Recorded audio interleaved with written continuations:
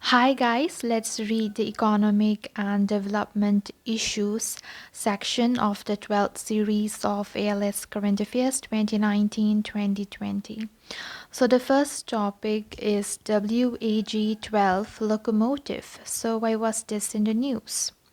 Recently, the first 12,000 HP locomotive named WAG-12, manufactured by Alstom under Make in India initiative has been put into operation by Indian Railways from Pandit Dayal Upadhyay Junction.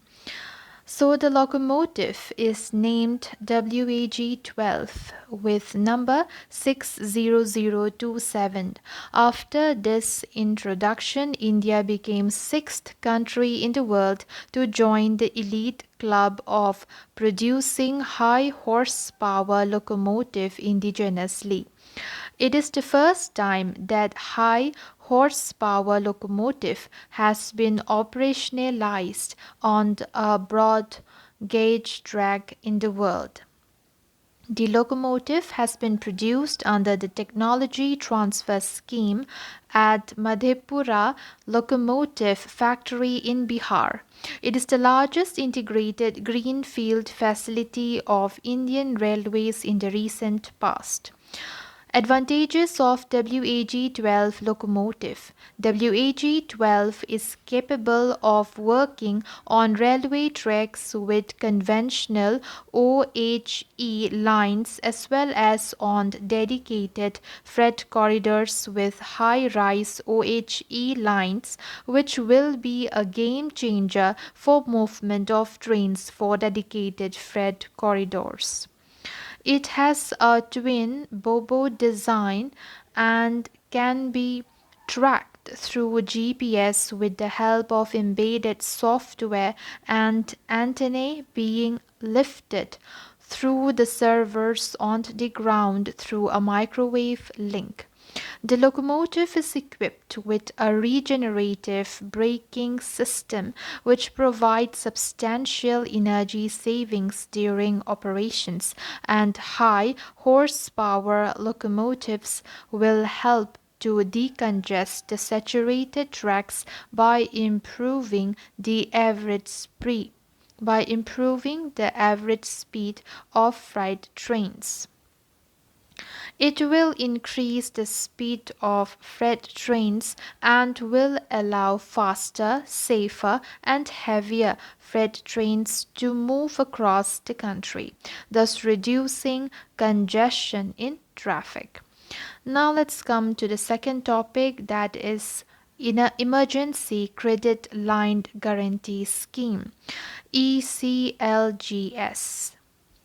The Union Cabinet on 20 May 2020 gave its approval for the Emergency Credit Line Guarantee Scheme (ECLGS) for MSMEs and Mudra borrowers. Under the scheme, 100% guarantee coverage to be provided by the National Credit Guarantee Trustee Company Limited and CGTC for additional funding of up to rupees 3 lakh crore to eligible MSMEs and interested Mudra borrowers. The credit will be provided in the form of a Guaranteed Emergency Credit Line (GECL) facility. The scheme would be applicable to all loans sanctioned under GECL facility during the period from the date of announcement of the scheme on October 31st, 2020.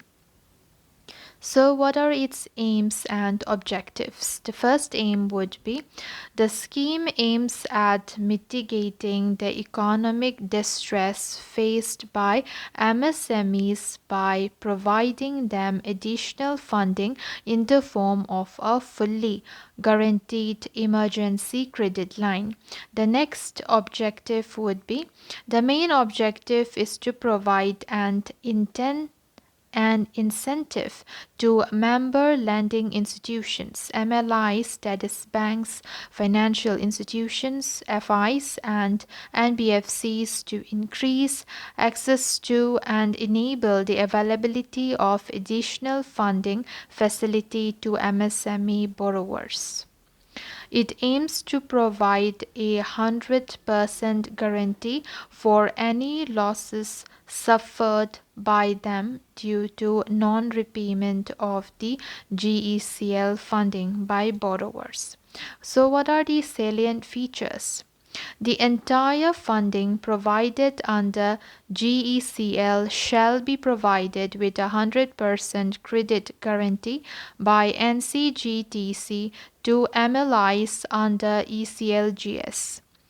Tenor of the loan under the scheme shall be 4 years with a moratorium period of 1 year on the principal amount. To guarantee fee, no guarantee fee shall be charged by NCGTC from the member lending institutions, MLIs, under this scheme. Interest rates under this scheme shall be kept at 9.25% for banks and FIs and at 14% for NBFCs. So what are the benefits of this scheme? The scheme aims to mitigate the distress caused by COVID-19 and the consequent lockdown, which has severely impacted manufacturing and other activities in the MSME sector. The scheme is expected to provide credit to the sector at a low cost, thereby enabling MSMEs to meet their operational liabilities and restart their businesses. By supporting MSMEs to continue functioning during the current unprecedented situation, the scheme is also expected to have a positive impact on the economy and support its revival. Now let's come to the next topic, that is extension of moratorium. The Reserve Bank of India on 22nd May 2020 extended the moratorium on loan repayments by 3 more months in view of COVID-19. The lending institutions have been permitted to extend the moratorium, that is the suspension on the term loan installments, by another 3 months, that is from 1st June 2020 to 31st August 2020. This is expected to help borrowers, especially companies which have halted production and are facing cash flow problems, to get more time to restart their units. Earlier, the RBI had announced a moratorium for a 3-month period, 1st March to 25th May. All conditions related to the extension remain unchanged. That is, the loan will not be classified by the lender as a non-performing asset, and there will not be any impact on the credit worthiness of any individual or firm. The RBI has allowed borrowers and banks to convert the interest charges during the moratorium period, that is from 1st March to 31st August. That is March, April, May, June, July, August, into a term loan which can be repaid by March 2021. This is expected to reduce the burden on borrowers who have gone for moratorium. The latest moves are expected to ease the financial burden on businesses due to the extended lockdown. Decisions on repo rate and reverse repo rate. The RBI announced a 40 basis points cut to both the repo and reverse repo rates. The decision has been taken by the RBI's Monetary Policy Committee, which met ahead of its scheduled meeting in early June. The repo rate is presently at 4%, while the reverse repo rate stands at 3.35%. This will make funds cheaper for banks, thus aiding them to bring down the loan lending rates. The cut in reverse repo rate will prompt banks to lend more rather than keeping their funds with the RBI. Other measures of RBI: increase in group exposure limit. The group exposure limit of banks has been increased from 25% to 30% of the capital base for a temporary period till 30th June 2021. Under the existing guidelines on the large exposures framework, the exposure of a bank to a group of connected counterparties should not be higher than 25% of its capital base. The decision was taken to facilitate flow of resources to the companies, as many of them were unable to raise funds from capital markets and are predominantly dependent on funding from banks. Measures for boosting foreign trade: a rupees 15,000 crore line of credit for a period of 90 days would be extended to the Exim Bank to boost the foreign trade. Export-Import Bank, that is the Exim Bank, is the premier export finance institution of the country. The maximum permissible period of pre-shipment and post-shipment export credit sanctioned by banks has been increased from the existing 1 year to 15 months for loan disbursements made up to 31st July 2020. This was done to help exporters support their production and realization cycles. Simply put, any exporter who has taken credit from a bank can repay it in 15 months instead of 1 year. Terminologies: a debt moratorium is a delay in the payment of debts or obligations. The term is generally used to refer to acts by national governments. A non-performing asset (NPA) is a loan or advance for which the principal or interest payment remained overdue for a period of 90 days. Repo rate or repurchase rate is the key monetary policy rate of interest at which the central bank or the Reserve Bank of India lends short-term money to banks, essentially to control credit availability, inflation, and the economic growth. Reverse repo rate is the rate at which the central bank of a country, Reserve Bank of India in case of India, borrows money from commercial banks within the country. It is a monetary policy instrument which can be used to control the money supply in the country. A term loan is a loan from a bank for a specific amount that has a specific repayment schedule and either a fixed or floating interest rate. Group exposure limit determines the maximum amount a bank can lend to one business house. Ujjavan App. Amid the 2019 pandemic and nationwide lockdown, the farmers in Tamil Nadu are using Ujjavan e-market feature of Ujjavan application to sell their produce. It is run by the Tamil Nadu State Agriculture Department.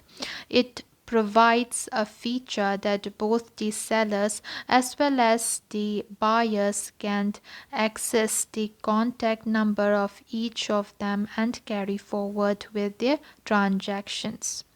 It provides complete real-time information related to agriculture and also provide 9 services such as weather updates and latest crop prices.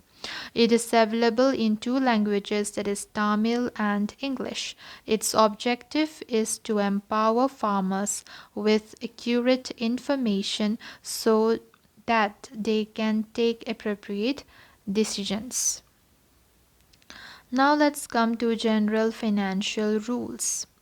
The Union government on 21st May 2020 notified amendments to General Financial Rules (GFR) to ensure that goods and services valued less than rupees 200 crore are being procured from domestic firms, a move which will benefit MSMEs.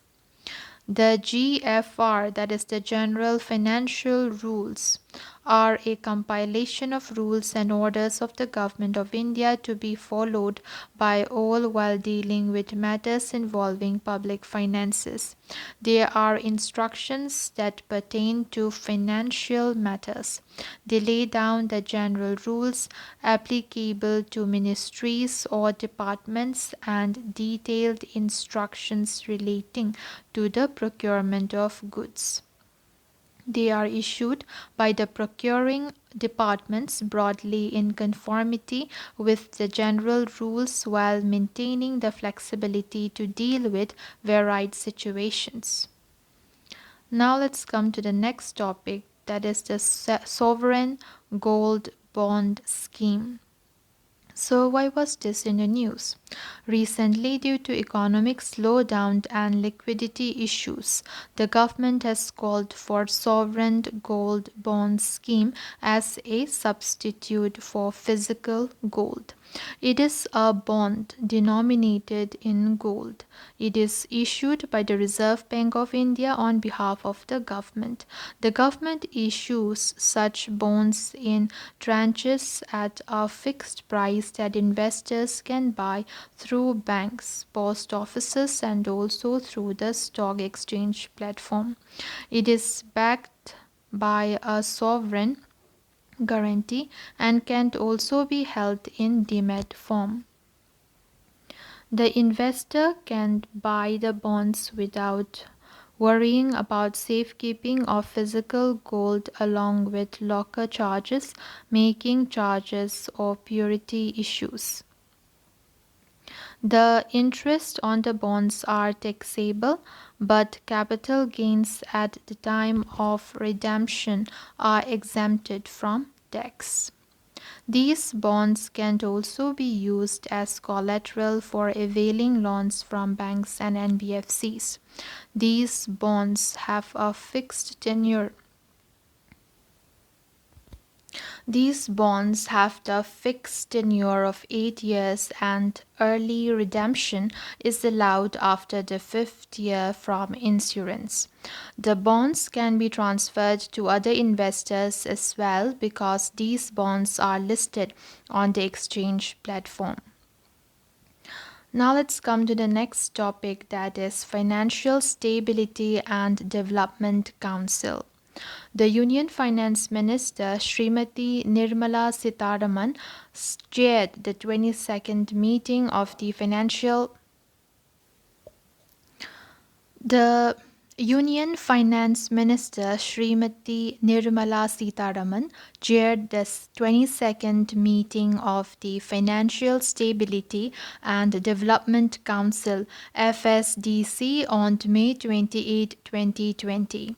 It is apex level body which was constituted through an executive order in 2010. It is a non-statutory body under the Ministry of Finance.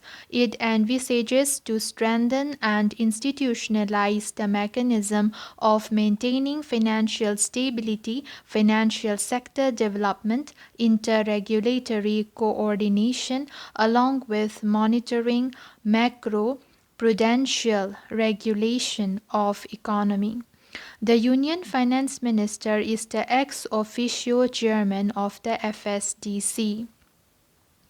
Other members of the FSDC include heads of financial sector regulators like RBI, SEBI, PFRDA, and IRDA, Financial Secretary and or Secretary, Department of Economic Affairs Secretary, Department of Financial Services, and Chief Economic Advisor. The idea of FSDC, that is Financial Stability and Development Council, was first mooted in 2008 by the Raghuram Rajan Committee. Now let's come to the next topic, that is Index of 8 Core Industries. Recently, the Department of Promotion of Industry and Internal Trade (DPIIT) under the aegis of the Ministry of Commerce and Industry released an index of 8 core industries for the month of April 2020. The lockdown that was necessitated by the outbreak of COVID-19 resulted in substantial loss of production of coal, cement, steel, natural gas, refinery, crude oil in the month of April. The growth rate of 8 core industries for April 2020 contracted to 38.1% as compared to a decline of 9% in the previous month, March 2020, and the final growth rate of index of 8 core industries for January 2020 remains unchanged at 2.2%. The summary of the index of 8 core industries is given below. The first one is coal. Coal production weight 10.33%, declined by 15.5% in April 2020. Its cumulative index declined by 0.4% during April to March 2019-20 over the corresponding period of the previous year. Number 2 is crude oil. Crude oil production weight 8.98%, declined by 6.4% in April 2020. Its cumulative index declined by 5.9% during April to March 2019-20 over the corresponding period of the previous year. Next is natural gas. The natural gas production weight 6.88%, declined by 19.9% in April 2020. Its cumulative index declined by 5.6% during April to March 2019-20 over the corresponding period of the previous year. Next is refinery products. Petroleum refinery production. So petroleum refinery production weight 28.04%, declined by 24.2% in April 2020. Its cumulative index increased by 0.2% from April to March 2019-20 over the corresponding period of the previous year. Next is fertilizers. Fertilizers production weight 2.63%, declined by 4.5% in April 2020. Its cumulative index increased by 2.7% during April to March 2019-20 over the corresponding period of the previous year. Next is steel. Steel production weight 17.92%, declined by 83.9% in April 2020. Its cumulative index increased by 3.4% during April to March 2019-20 over the corresponding period of the previous year. Next is cement. Cement production weight 5.37%, declined by 86.0% in April 2020. Its cumulative index declined by 0.9% during April to March 2019-20 over the corresponding period of the previous year. The last one is electricity. Electricity generation weight 19.85%, declined by 22.8% in April 2020. Its cumulative index increased by 1.0% from April to March 2019-20 over the corresponding period of the previous year. Now let's come to index of industrial production.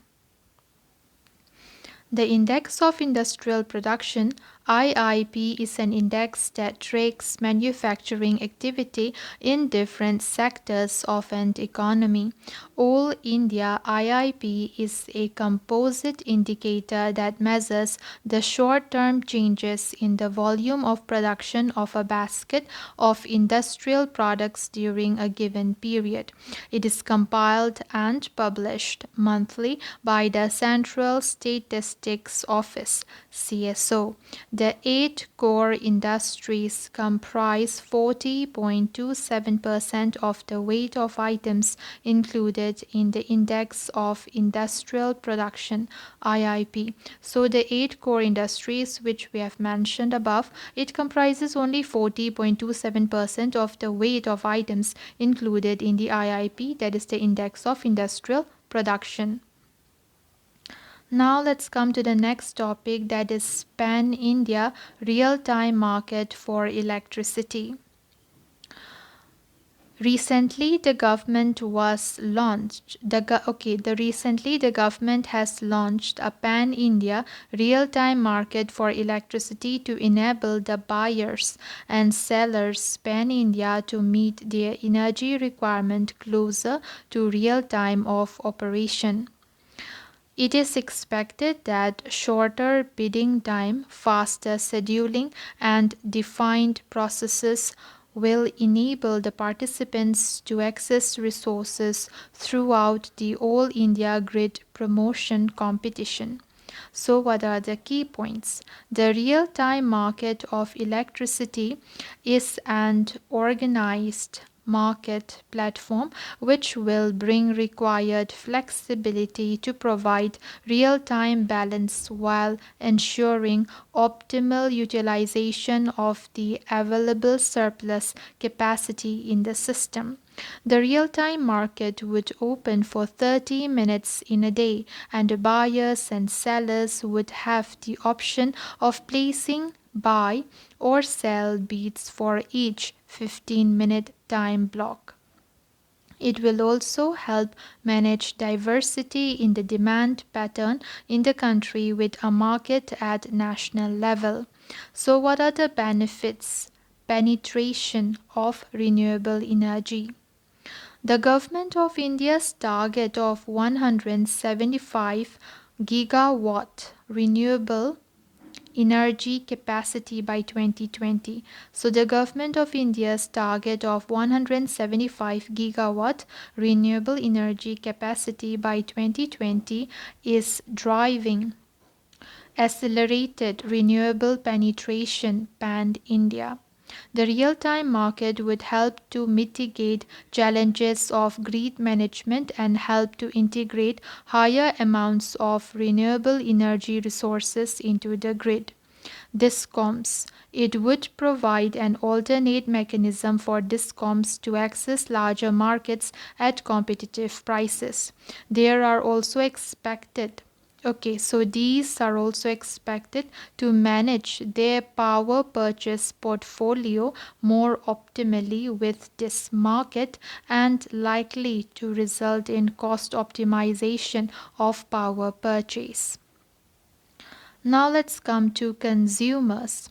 It would lead to optimization of power purchase and serving the consumers with reliable supply, as any last minute requirement of power can easily be bought from the real-time market. Earlier regime of managing the grid by load shedding due last minute changes will be avoided. So the load shedding due to last minute changes will be avoided. So, what is the way forward? The real time market is the win win for all stakeholders, which includes generators having opportunity to sell their surpluses, better management of variability of renewable energy generation, better utilization of transmission systems, opportunity for DISCOMs to buy or sell power, and finally, consumers getting reliable power supply. The launch of a real time electricity market has marked the second reform in the power sector after the announcement of the plans for privatization of all electricity distribution companies, that is the discoms in the union territories. So that's all guys. See you in my next video. Bye.